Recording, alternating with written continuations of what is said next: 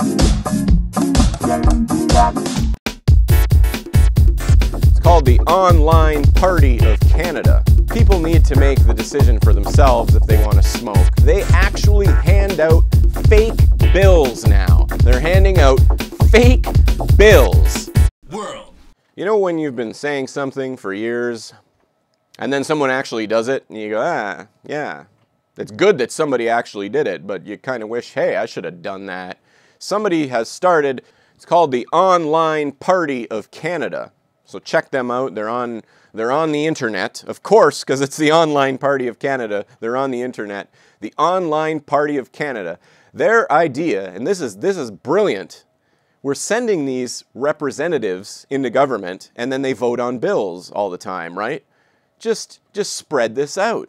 Why don't we all vote on these bills? Every single bill that the representatives vote on, we could vote on it. I mean, we do it on Facebook all the time. We do it in social networking. We like something, we dislike something. You voice your opinion about it. Let's do that for the actual functioning of the country. Let's make this a democracy. We have the tools. We have this great internet now. We have this free flow of communication. Let's get there. Let's make this an online democracy. I love this party. And they'll have everything wide open so that when there is a bill, we'll have the information from our representatives readily available. So the parties can put their 2 cents in. They can try and convince you of voting a certain way because your vote will actually matter. When you're voting on a bill, you will actually matter. You will be the representative. There's no second tier. There's no handing off your power to someone else's. You will have a direct access to power. So then parties will have to pander to you, and they'll have to pander to you in a way that's legitimate. It can't just be whatever you call it, dog and pimp show or whatever they call those, where you just have a politician who's pitching himself. Look at how great my smile is. Look at how nice my tie looks. A system where we're purely voting for representatives, the representative themselves becomes the thing that we're voting for. So we start voting for the person, but that's stupid. We should have a real democracy where we vote for the ideas, we vote for the specific things, and we'll make these people try and get us on board with their ideas. So when the government wants to do something stupid, they've got to try to convince you that it's a good idea, and the opposition will try and convince you that it's a bad idea, and you'll hear the actual issue, and it will be debated. This is something we don't have anymore either. Politicians don't debate real issues. They yammer on about nothing, and it's all about appearance, and none of it is about what they're going to actually do when they're in government. This would force it. Online Party of Canada. Check it out. And I think you could take this even further. I think voting as a member of a democracy could be pretty much infinite as far as what goes on in the country. Like, regular people should be able to propose bills. If you get enough people on board with something, you should just be able to propose it. And if it was popular enough with the rest of the population, it would go into law. It would be the new norm. That would be where power would come from. And people could actually instigate things themselves. It would get people involved in their country. Because if you had access to actual power, you would want to be a part of the government. You would want to put your 2 cents in because it would be worth something. It wouldn't just be thrown in the garbage like it is now. And sliders. I always thought that we could do this with sliders. Just like a video game, right? For budgets, you know, how much are they going to spend on roads this year? And, you know, if you want more spent on the roads, you put the budget, you put the slider for roads up, or you can dictate where you'd like to see things spent. I want to see more money spent on the military. Hey, if you actually believe that, that's fine. That's democracy. You go in there and you put the slider for military up, and if there's enough people that agree with you, that's what's going to happen. We're going to spend more money on military. And Iceland, I like talking about Iceland. Every country in the world should be taking its cue from Iceland. They're rewriting their constitution online. So they selected 28 random people from the population to get together and rewrite the Constitution, and they're doing the whole thing online. So regular citizens can come in. If one of these 28 random people is putting in something that they don't agree, people are voicing their opinions, people are contributing to the new makeup of their own country. They're rewriting their own constitution online. That's how democracy happens. People get together and decide how they want the country to operate. And the great thing about online democracy, it's a way to get past the oppressive regimes that are keeping people down right now. Demonstrators try to go out into the street, people try to protest things, and they get beat up, they get thrown into cages. If we have a way to count heads in the crowd without actually forming a crowd in the streets, we can have all the power that you would get in the past from demonstrations, from people with pitchforks yelling at the government, hey, get the hell out of there. We can do all that online. We can count our heads together online and see where popular support actually lies. News fail. News fail. Okay, we're on the news fail. This time on the news fail, I'm going to talk about TD Bank. There was a story in the news.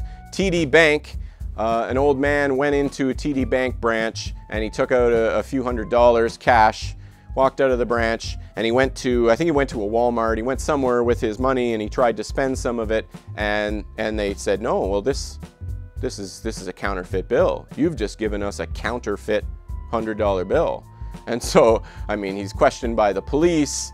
The company, of course, where he tried to spend the money is angry about it, and he went back and he said, well, I just came out of the bank with this. I just left a TD branch with these $100. This is an old guy. He's not defrauding anybody. He's not making this up. He's just some old guy who got a bunch of money out of the bank, and some of it was fake. And you know what the bank's story was? The bank's story is that he should have noticed that it was counterfeit when he was in the bank, and he should have said something. That when he saw this counterfeit bill that TD gave him, he should have said, oh, well, this is counterfeit, and returned it. So like, you know, you go into a store and you buy a bag of apples and you take it home and you open it and it's full of rocks, and you go back to the store and you say, hey, you sold me a bag of rocks, these aren't apples. And they could say, oh, well, you know, it was up to you. It was up to you to make sure you were actually getting apples in this bag. Can you imagine that grocery stores operated that way? Can you imagine any business operating that way? What if you hired a plumber to come work in your house and he tore out your electricity? You know? Oh yeah, I'm gonna come over and do your plumbing and take out your electricity. I mean, it's fraud. It's fraud. They gave the man a counterfeit bill. He's the fault. He's the man to blame. And even in the rare instance where a company does get caught and it's clear that the company is responsible for whatever it is that happened, still, the company will put the blame on an employee. They'll say, oh, well, this employee made the mistake, or this employee was causing the problem. They'll scapegoat it. There's levels and levels of scapegoats on top of scapegoats, so that the people at the top of the system, the rich people who own these corporations, are free completely from accountability. And they're at the point now where they don't just issue us counterfeit money for our mortgages and for our credit cards and everything else. They actually hand out fake bills now. They're handing out fake bills, and it's our fault. We're to blame for the fake bill. TD hands out fake money, and we're to blame for it as consumers. Consume. We're on the consume section of the show. We're going, I'm not going to consume, you can't consume cigarettes in the studio, so there will be no, we're not going to smoke in here. We're not going to smoke at all. It's not good for you. Don't smoke cigarettes. You know, I don't have a problem with people selling cigarettes. Give me a break. I mean, the people need to make the decision for themselves if they want to smoke. Even the fact that we tax the hell out of it, they give us the excuse that they're taxing the hell out of cigarettes because it's a drain on the health system. I mean, the average person who gets lung cancer dies within 2 years. There's a lot of other things out there that that cause unhealthiness. You look at the food that they serve us. That can cause people health problems through their whole life. We don't do that, you know. McDonald's doesn't put pictures of people dying from heart disease on the front of their Big Macs. They take Olympic athletes. You know, we just had the Olympics. They like to wrap, you know, McDonald's puts Olympic athletes on all their food. If you're an Olympic athlete, I'm sorry, you're not going to eat at McDonald's. You're not going to be in the Olympics if you eat there. Why these companies are even allowed to put their logos on something that's athletic and sporting, that in itself is fraud. They're associating themselves with healthiness, and it isn't. It's fake. And it's a much bigger drain on the system than cigarettes. Cigarettes, not a big deal. People kill themselves. It's like taking your motorcycle out. You know what, motorcycles are dangerous, but really, you're probably only gonna kill yourself. Now, secondhand smoke, I understand that. If you don't want to inhale smoke, absolutely, you should have the right not to inhale secondhand smoke. I absolutely agree with that. But if you want to smoke, you should be able to smoke. And if you want to sell cigarettes, you should be able to sell cigarettes. You shouldn't be able to defraud people while you're selling those cigarettes. And I do agree with that part of how they've changed legislation. For years, they were saying that cigarettes, they were giving them adjectives to describe the cigarettes like smooth, clean, and they're saying all these nice things. Okay, that is fraud. It's, okay, yeah, maybe it's smooth, but they were giving words that lent to healthiness. Words like light or extra light, to make it sound as though it's healthy, but really it's not. It's still a cigarette. It's very unhealthy.